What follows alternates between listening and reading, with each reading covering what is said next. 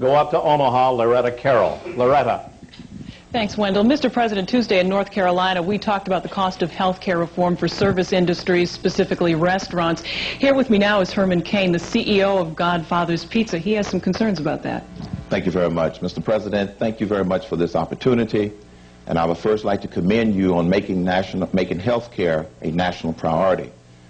In your State of the Union speech, you indicated that 9 out of 10 Americans currently have health care insurance primarily through their employers.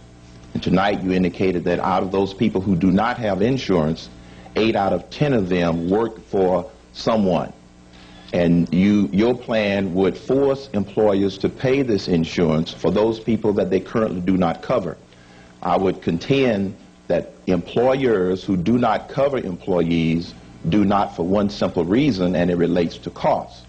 Now, I have gone through the rigors of calculating the impact of your plan on my business, which has about 525 units throughout the country, and we employ in total over 10,000 employees.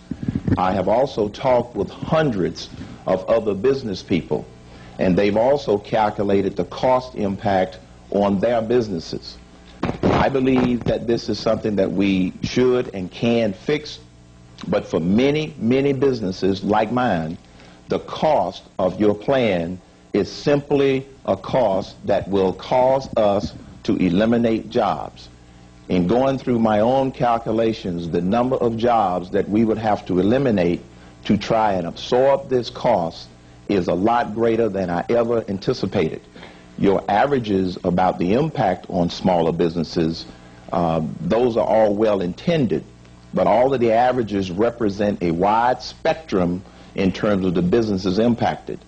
On behalf of all of those business owners that are in a situation similar to mine, my question is quite simply, if I'm forced to do this, what will I tell those people whose jobs I will have to eliminate? Well, let's just talk a minute about what you would have to do. Are any of your employees insured now? Yes, sir. Approximately 1/3 of my employees are insured now. And of the third that are insured now, what percent of payroll is their insurance cost? My insurance costs at the present time run approximately 2.5% of payroll. And what do you provide them with? They share the cost 50-50 or something like that?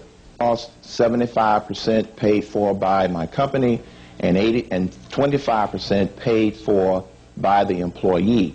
Now, 2/3 of my employees are part-time or short-term workers that fall into the class that you identified earlier. Okay.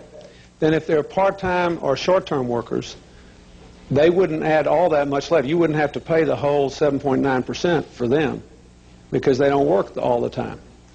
And let me ask you this. On average, food service businesses' payroll is about 1/3 of the total cost of doing business. Is that about what it is? That's an adequate estimation. Yes, sir. Okay. So suppose, since you have part-time workers and some wouldn't have to cover it, so you wouldn't go from 2.5% of payroll to 7.9%. You might go to something like 6%. If you had 6% of payroll, let's just say instead of 2.5%, or let's say 6.5%, that's a good even number. You had 4% of payroll, and that's 1/3 of your total cost. So you would add about 1.5% to the total cost of doing business. Would that really cause you to lay a lot of people off if all your competitors had to do it too? Only if people stopped eating out. If all your competitors had to do it, and you asked 1.5%, and your cost of doing business went up 1.5%, wouldn't that leave you in the same position you are now? Why wouldn't they all be in the same position? And why wouldn't you all be able to raise the price of pizza 2%? I'm a satisfied customer. I'd keep buying from you. If I may, Mr. President. No, I'm serious. This is a very important. Let me say, this is a very important question because a huge number of Americans are involved in the food industry. 40% of the American food dollar is spent eating out now. 40%. So this is not an idle question. This man is raising a very important question in terms of employment.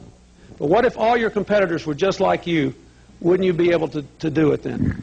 Okay, first of all, Mr. President, with all due respect, your calculation on what the impact would do, quite honestly, is incorrect.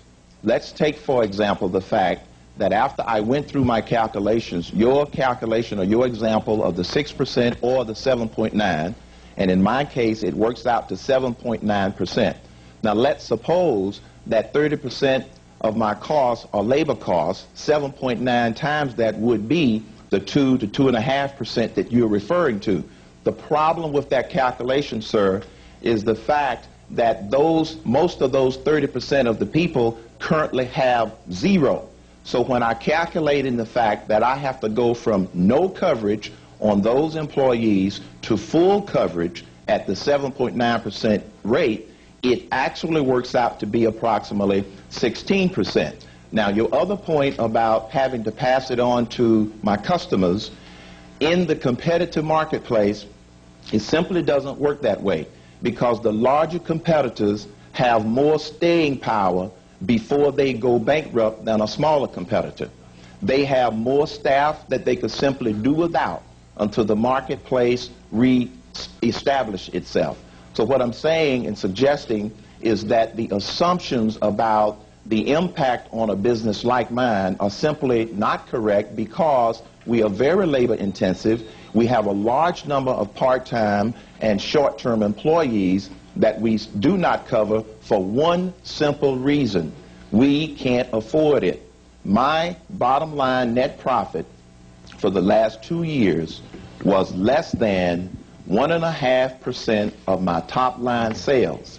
When we calculate the cost just for my company under your plan, it equates to 3 times what my bottom line profitability is. Okay. Now, so what is one of the biggest misconceptions, sir, is the fact that a company like mine only makes between 1 and 3% of top line sales. And because we have a large population of employees that we would like to cover, but simply the dynamics of our business will not allow us to do that under your proposed plan. Let me ask you a favor. Would you send to me personally your calculations? Because I know we got to go on to other questions, but let me remind you, if it added 4.5% to the cost of doing business, and his labor costs are only 1/3 of his total cost, then all you have to do is multiply it by 3. It would have to be 13.5% of payroll, and the maximum is 7.9. So that's not, we can't get there. Well, Thank you, send it sir, to me. We'll work on it. Go ahead. Yeah.